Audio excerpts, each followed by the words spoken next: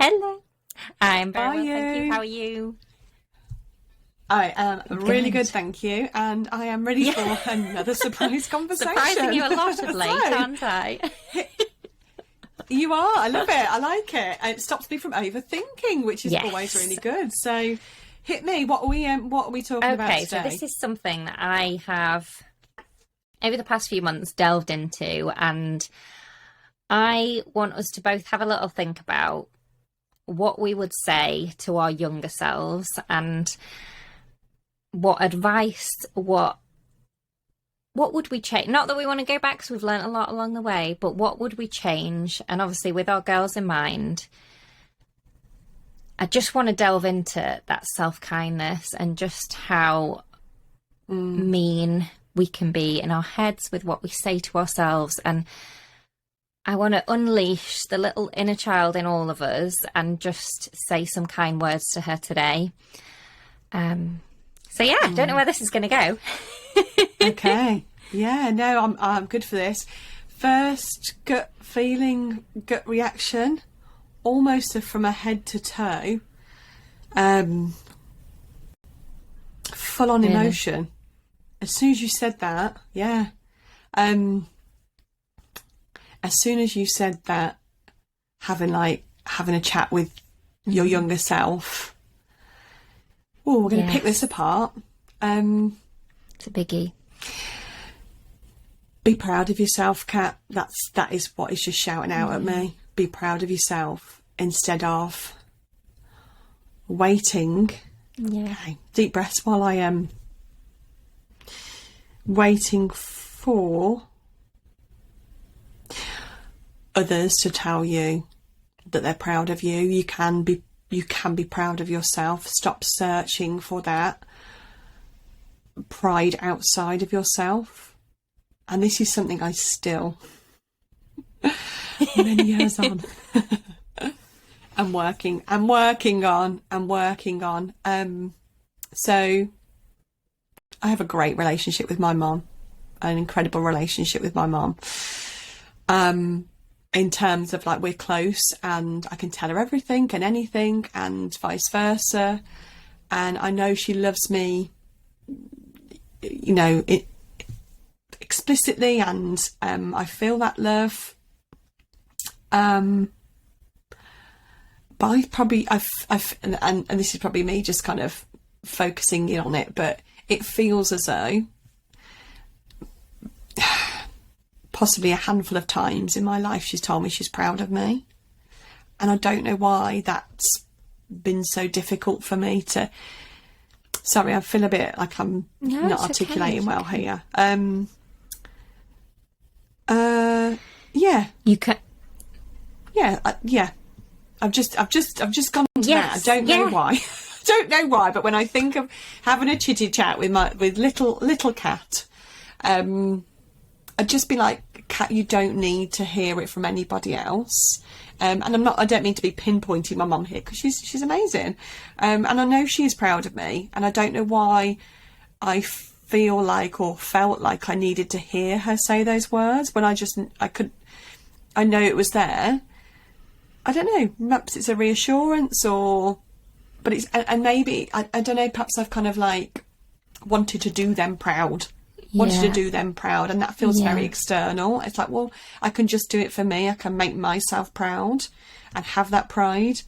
So I think, I'm not sure if this was the kind of the where you were wanting the conversation to go in terms of being kind to ourselves, but when I just think of my younger self, I just, in almost like a bit of a pep talk way, I'd be like, whatever you do, just be proud, and that is enough. There we go. I think Yes. there's maybe another word I'll slot in there. Enough. But you've just said it, haven't you? It is enough. You haven't You've got just to. literally said it for me. Yeah. We aren't taught to be proud of ourselves. What lesson at school did we have to be like, right, guys, whatever you do, whatever you achieve at whatever level, be a little bit proud of yourself because it's progress. I think we've been so drilled. I'm not say anything about like the school system and stuff, because it's set up in many ways that are obviously beneficial. But I think in terms of just how our generation and generations before have gone through life, we're not taught to build up that belief within. We're not taught to be proud of ourselves. And I hope that with the generations to come, we can change that, because that's where your happiness is. I think, like you say, you're always looking for it externally, and actually to really achieve it, it's internally. And yeah, sorry, you go. yeah, and I think we spoke about this. I don't know if it was probably some months ago now, didn't we? We spoke about being proud of ourselves, and I think that's when we open that conversation, that's kind of when all this sort of, I suppose, triggered these thoughts of, I've been striving to make others proud of me. And since then, actually, here is something I do in terms of with my girls, because through having that conversation with you, and then that conversation continued for some time, didn't it? And we dug a little bit deeper about, you know, trying to find that pride within can feel quite challenging. And starting being proud of ourselves from an early age is so important in growing that. So I've definitely shifted in the words that I use with my girls. So what I do now is, if they've done something, some occasions I still will say, I'm so proud of you, because I want them to know that I'm really proud of them. But I also, whether it's the first thing I say or after I've told them I'm proud of them, I say to them, I bet you're really proud of that. Awesome.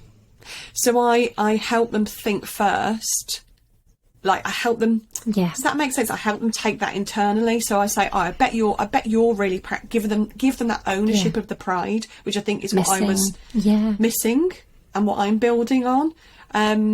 So I say, oh, Betsy, I bet you feel really proud of that. Or Nancy, I bet you feel that pride. And I reinforce it. Doesn't that feel really good to be so proud of yourself? And they're like, yeah, it does. I was like, oh amazing. Yeah. I want some of that.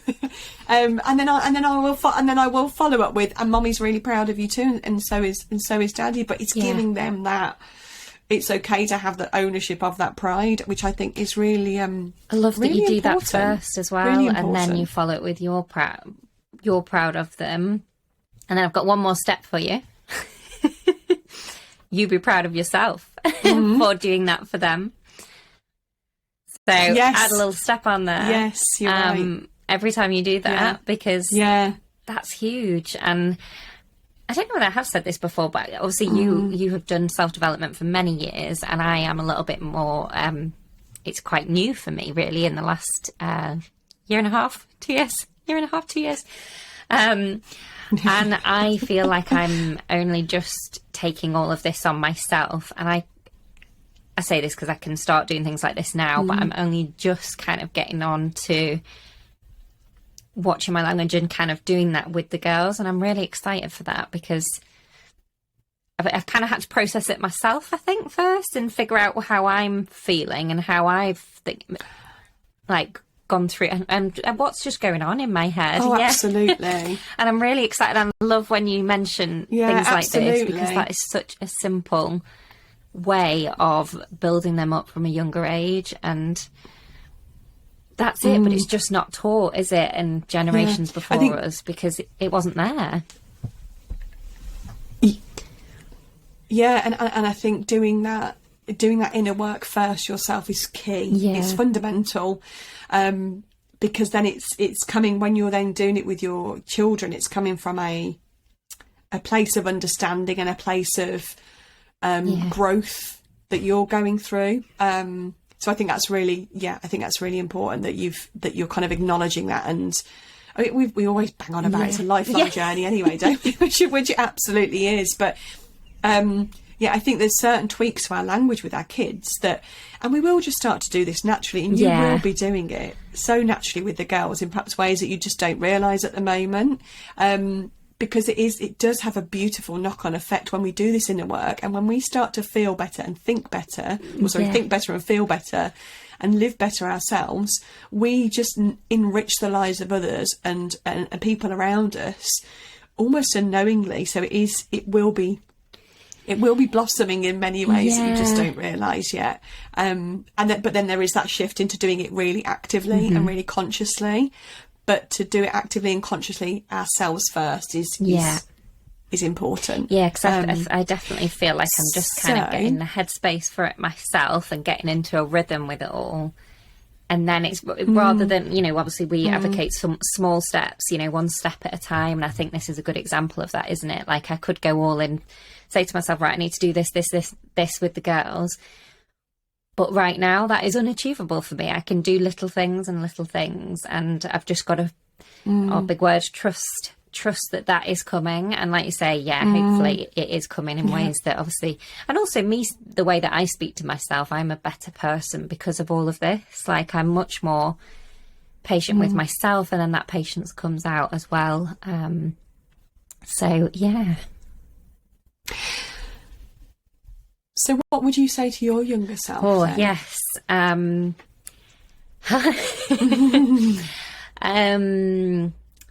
Yeah. Very similar lines to you, and I think I would just not label myself and put myself into boxes and be more. I feel like I don't know. I think I was very quick to put myself in a box and think it's all right for you, Charlotte, or I'm not creative, I'm naive, all these different things that I just kind of put myself into spaces, and it just shut me off in so many different ways, and it just shut me away from who I really was.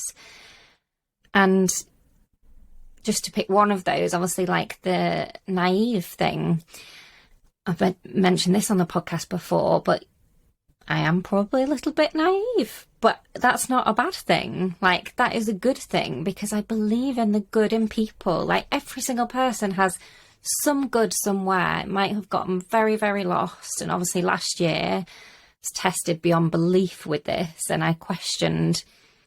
it made me really question it. And I've had to question that again recently.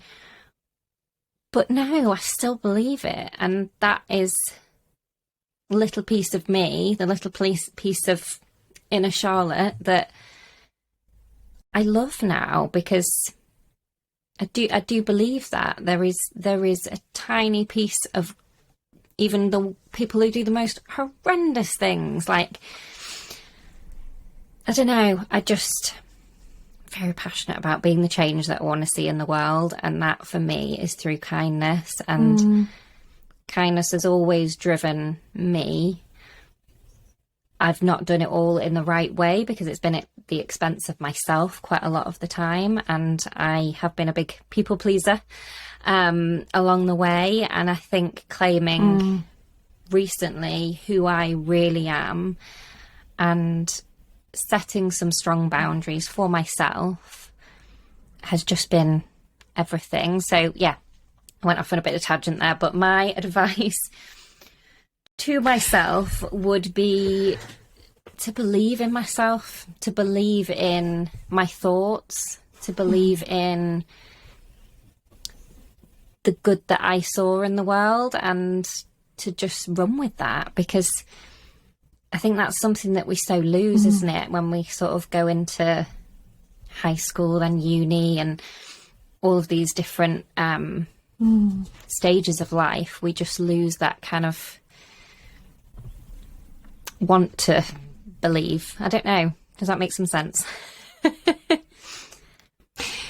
It makes total sense. And I think it's beautiful, the perspective that you have in terms of that there's good in everybody, and there is a belief behind there's good intentions behind every behaviour, and obviously, like you've said, some people do some horrendous things in the world, and Yeah, well, this has been much, Yeah, much I was going to deeper say, yeah, conversation, but are they doing the best? They're doing the best with what they've got, and all this kind of stuff. And how were they nurtured? And how were they raised? Are they just doing what they know through conditioning and physical environments and all that kind of stuff? So that aside, I think that's a beautiful perspective to have, and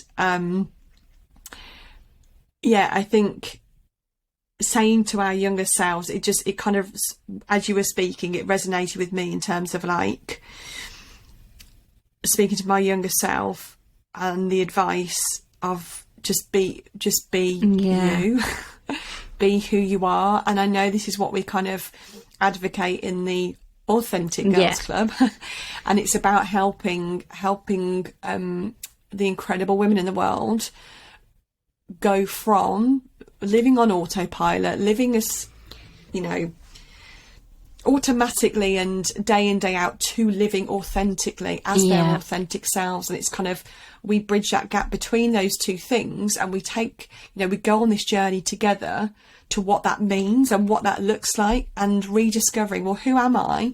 Who do I want to be, and what do I want? And I think through conditioning, through programming, through external influences, through physical environments, through many things in our lives as little girls, we do kind of, well, I feel that we do lose our way.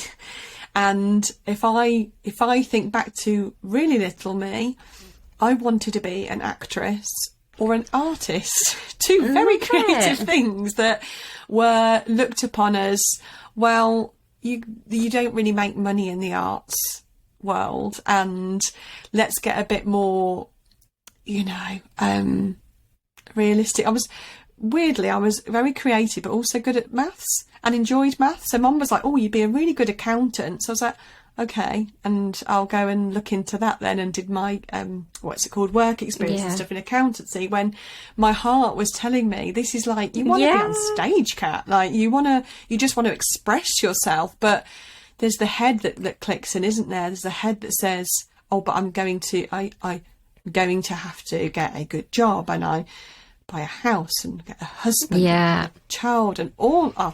Literally, we could talk for hours on this, couldn't we? all the things we think we should do, and what society kind of drills into us. This sort of journey that we should be going on. And yeah, I think now looking at it in a different way, would I go back to myself and say, just be who you are and do what you love. Do what you love and be guided by your heart. I know sometimes our head has to step in, because when we get to a certain age, we have responsibilities, and we know, like we do now, we have to feed our children and we have to clothe them and we have to make sure they have a warm space to live in.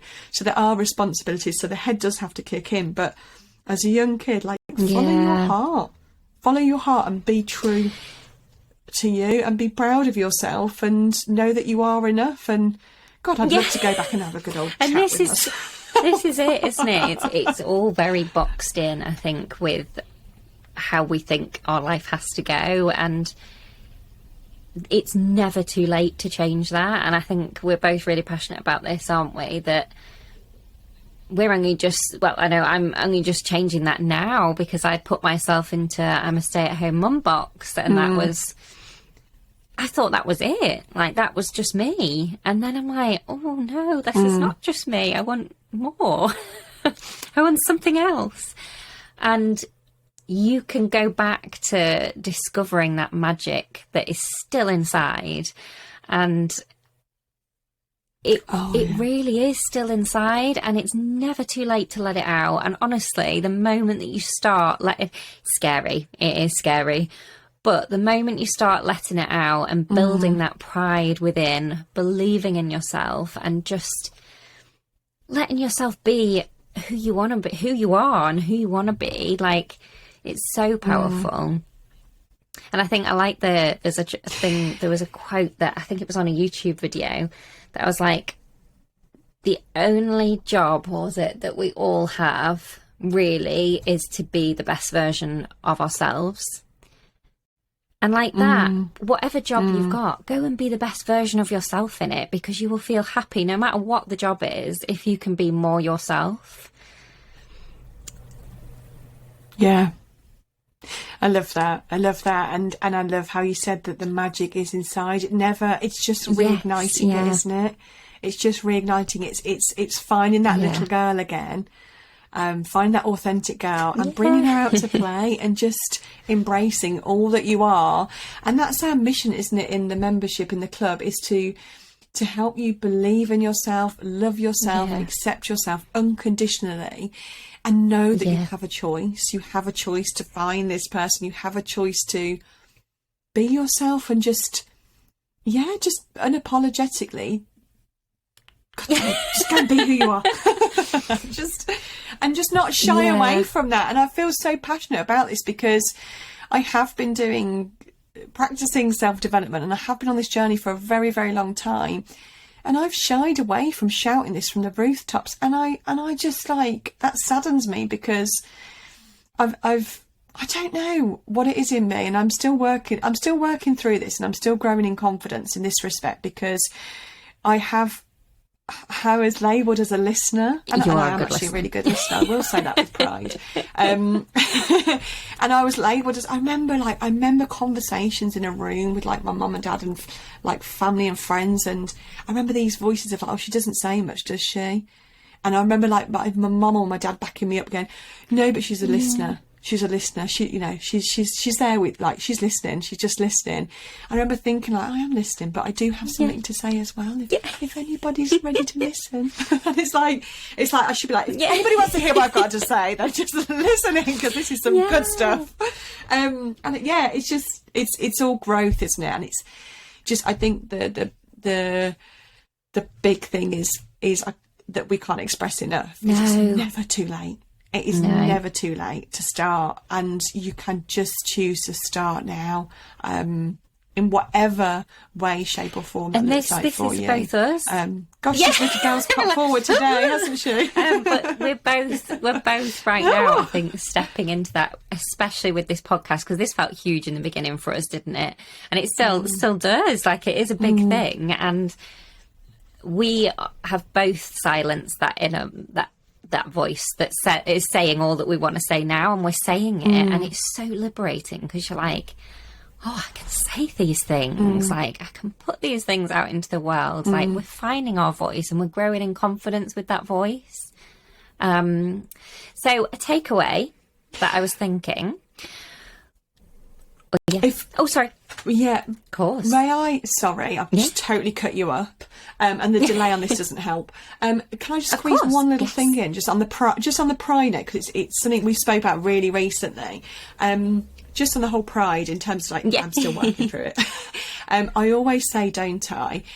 So I've run a restaurant as well, and whenever I talk to anybody about it, I always say how fortunate I am to have the restaurant, and I'm definitely shifting now to be going to be saying how proud I am to have the restaurant, because this was something we saw in a Mel Robbins clip, wasn't it? Be fortunate. Mel Robbins called a lady out in one of her audiences, who stood up and said she was fortunate to have these hair salons. And Mel was just like, oh, right, fortunate are you? Fortunate that you did all the hard work, that you put your neck on the line, that you took the risks, that you had sleepless nights because you wanted to make sure that you got jobs for your team, that you were there at 6:30 in the morning and you were the last one to leave at midnight. You're fortunate, are you? And she was like, own it and be proud of everything you've done, everything you've built. Yes. I just thought I'd add that in there. Because I do say I'm fortunate to have it, and I'm like, no, I'm proud to have it because I went and did it, and that was a choice. That was a choice of mine to go out and make things happen and step out of those comfort zones and be scared while I was doing it, but reframe and get a different relationship with fear, knowing fear of failure, and knowing I couldn't fail, I could only learn, I could only get better. And it's took me 14 years to go from mopping those coffee shop and restaurant floors to now where I am, not having to work in the business, because I have an incredible team that I'm empowering every day to to run the restaurant with the vision that Mark and I have. So I love it. No, I love it. I love it. Because this is literally, you're witnessing Kat saying this for the first time, like fully getting that out there. And that is so special, because you have worked and worked and worked. And we had this conversation the other day that you did all of this self-development work years and years ago, and that's had such a huge impact on the way even you run your business. And I just love that, because obviously I was very lucky to go and eat there, and I loved it. It was amazing. And you can just see the team that you've built up, and just how this stuff is important to actually work in a place that builds you up rather than like knocks you down. Like, it's incredible, and it's something to be so proud of and absolutely own. So love it. Thank you. That means a lot. Thank you.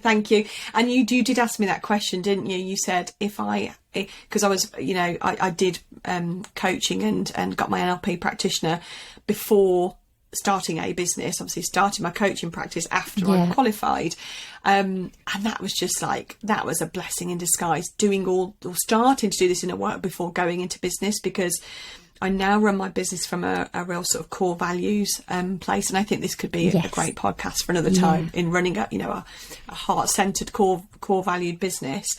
But just really quickly, you said to me, if I hadn't have done all that work, how would I be running the restaurant differently?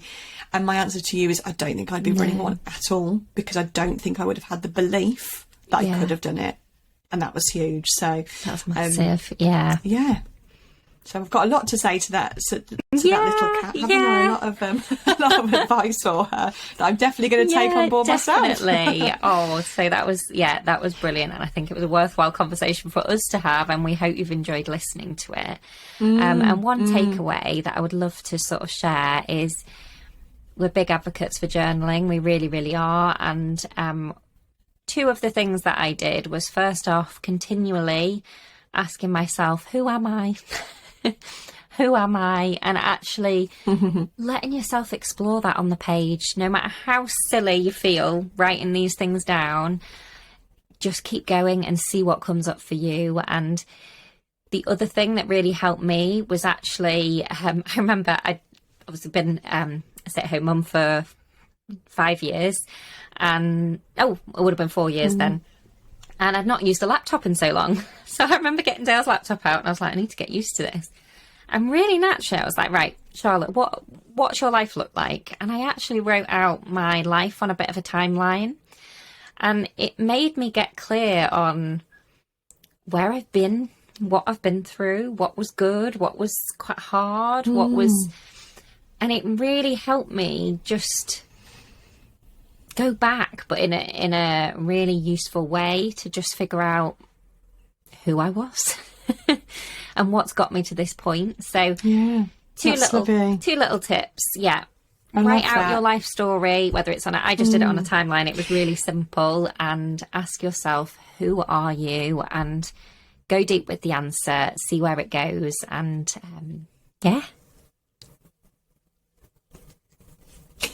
Do you also think, sorry, I'm going to let us wrap this up, but do you also think it's worth, as a takeaway, because we've obviously spoke about what advice or what would we say to our younger selves, having a think about that for yourself? And is that something, if there's advice that you find, or just words of wisdom, or just kindness that you give to your younger self, perhaps is that something that you could give to yourself right now? And is that something that you could start to step into, because obviously I know I would tell my younger self to just be proud and own that pride, and that is definitely something I am stepping into right now. That's a brilliant one. So 3 takeaways. Sorry, it was a bit of a big episode and lots of takeaways today.